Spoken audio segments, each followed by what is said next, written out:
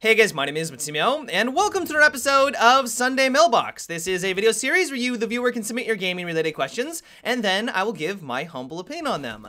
To get the formalities out of the way real quick, if you would like to submit your own question that could be featured in an upcoming episode, you can do so by leaving a comment down below, or by sending me a Facebook and Twitter message. The first question for the day comes from Alex, and it is, do you think that there will be a year 2 of DLC for Rainbow Six Siege to extend the life of the game, or do you think that Ubisoft will just stop supporting the game after Season 4? I would be very surprised if we didn't get another full year's worth of DLC, because we literally just talked about yesterday how the game is doing better than ever. There are more people playing now than at the release of the game.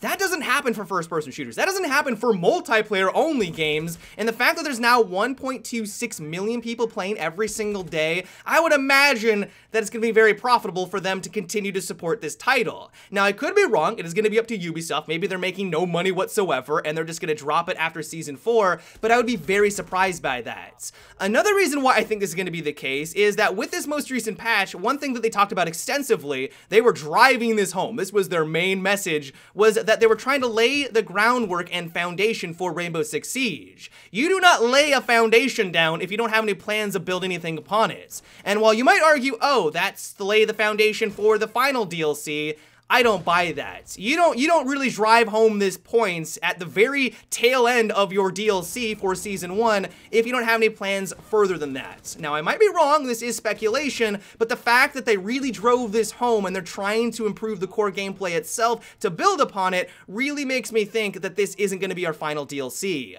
Now, the real question is, what will this DLC even look like? Are they going to continue on with their 2 new operators and 1 map every couple of months? Because if they do that, we might run into the problem, since we're already running into it right now, where how in the world are they going to come up with new interesting operators that change the game or have a different playstyle and are unique compared to all of the others? I don't want to say that they're scraping the bottom of the barrel just yet, but I can only imagine that it's very challenging for them to come up with a new operator that is unique and different from all of the others. I can only imagine it's going to be even harder if they do have a year 2 where they have to add in 8 more. And so I'm really curious to see how they handle it. Once again, this is speculation. Maybe we won't be getting a year 2, but I'm hoping, and I really just from all the evidence that we've seen so far, and really just from the success of the game, I can only imagine it's going to happen, and I'm curious and hopeful that they're going to continue to support this game into the future. The next question comes from Patrick, and it is, recently I've seen a lot of controversy surrounding the 3D spotting in the Battlefield franchise, with it being overused and overpowered. Do you think that by limiting the spotting to squad mates only compared to the whole team, that this would help solve the problem? Well, that definitely would be a significant nerf to the spotting mechanics, and it would have the outcome that it wouldn't be as useful or as viable as it is right now. But I think that DICE already kind of agrees with you, and that's the reason why for Battlefield 1, spotting is nowhere near as good as it used to be in the past Battlefield games. The biggest example of this is that when someone is spotted on the minimap, you don't see the triangle itself giving an indication of where the enemy is facing. I'm sure you guys have taken advantage of this all the time, where you spot someone, you realize they're around a corner, but then you wait for them to turn or have that little triangle turn in the opposite direction, and then as soon as you do, you round the corner and then shoot them in the back. It happens all the time. And so what I like about the Battlefield 1 system is that if I remember right, it's just a circle or a diamond on the minimap, so you don't get that valuable information. You still know where they are, but it's nowhere near as useful as it used to be in the past. On top of that, I think that they also just toned down spotting in general. I'm not exactly sure how they went about it, but I noticed that when I was playing the closed alpha, I wasn't relying on my minimap as much. That you can't really say for Battlefield 4 or Battlefield 3. When I'm running around, and most people in the game, if you're not on the minimap, you're almost invisible to everyone around you. I mean, I cannot tell you how many times I was able to just slap on a suppressor and ghost around the map, and people would just run right past me because they're always staring at their minimap. A lot of people use that as a crutch in the most recent Battlefield games, and it looks like that's going to be changing with Battlefield 1. I'm not exactly sure how they did it, but when I was running around, I felt like there was less of a reliance on it, and in general, it made for a much more enjoyable experience. And so while I have no idea if that's going to be true when the game releases, I think DICE agrees with you that they've been pushing things too far with the mini-map. The next question is, do you think that the new tactical realism should be a standard game mode in Rainbow Six Siege and not just for custom matches? For as much as I like tactical realism, because it's a lot of fun, especially if you're playing with some friends and you got communication going on, it is a really fun experience. I don't know if I would want to play this with a bunch of randoms. Now, I realize this might make me sound like an elitist asshole. Really? You're too high and mighty to play with a bunch of random people on the internet? Like, how dare you? The main reason why I say this is because the game mode just requires teamwork. It requires coordination, and if you aren't communicating with your squad mates, you're gonna have a hard time. There's a lot of team kills that occur, and I can only imagine that if everyone on your squad is refusing to use their microphone, team kills are gonna happen rampantly, and it's just gonna get very frustrated, and no one's gonna wanna play tactical realism.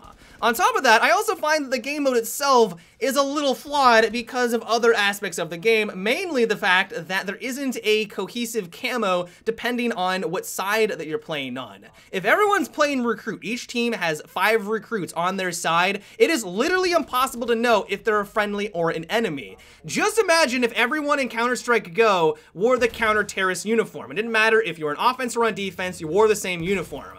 I don't think the game would be nearly as fun because you'd be constantly second guessing if that's a friendly in front of you.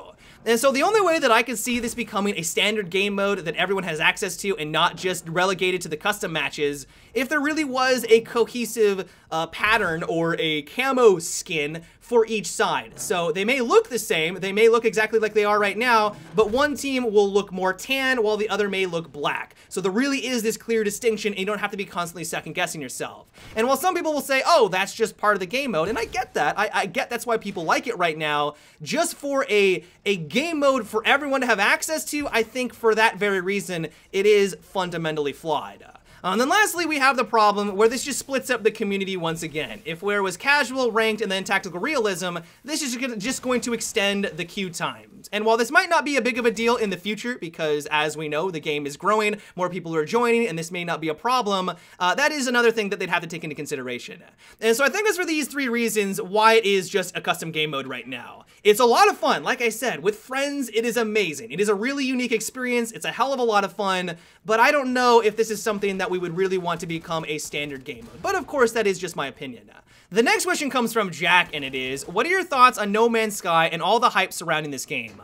No Man's Sky is one of those games that if you like exploration and you just like looking around at pretty graphics and pretty colors, then it's gonna be perfect for you. Like, there's a lot of people, I have friends that love the game because that's right up their alley. But if you're looking for something that has interesting gameplay, it's gonna fall short. I think the best way to describe it is that it's as vast as the ocean, but it's as shallow as a puddle. There's not a whole lot to do. You can fly around, gather resources. You gather those resources to improve your ship so that you can go to other planets to gather more resources, and that's really about it. What I was really hoping for, and I think a lot of people were as well, is that while you gather these resources, it allowed you to do something more interesting. So maybe you could upgrade your suit that gave you different abilities so you could fight the creatures on these planets in a different or unique way. Maybe you could have a wide array of different guns that you could create that had a different play style. You could upgrade your ship to have different gadgets and gizmos that made aerial combat more interesting,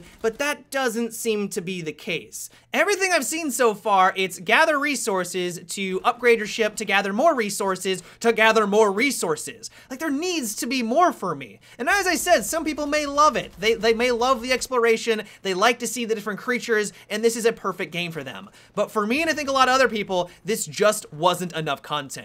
This might change in the future. They've already talked about how there's going to be freighters, they're going to be adding in base building, and that might bring in more content to give it more substance. But right now, I think this is a prime example of why you don't pre-order. A lot of people got hyped on this game because they weren't exactly sure what the hell was in it. They filled in the gaps, their imagination just went wild, thinking, oh, we're gonna explore all these planets, there's gonna be all these unique encounters, we're gonna be able to do this, we're gonna be able to do that. But at the end of the day, the developers never said that. This hype just kept getting bigger and bigger and bigger. People pre-ordered, and now a lot of people are disappointed. And so hopefully this will be a lesson to a lot of people to just stop pre-ordering video games. It doesn't benefit you at all. Wait for the reviews, wait to figure out what the games are all about, and I really do think that No Man's Sky is a prime example of this. But yeah, guys, that is about it for today's Sunday Mailbox. I hope you enjoyed.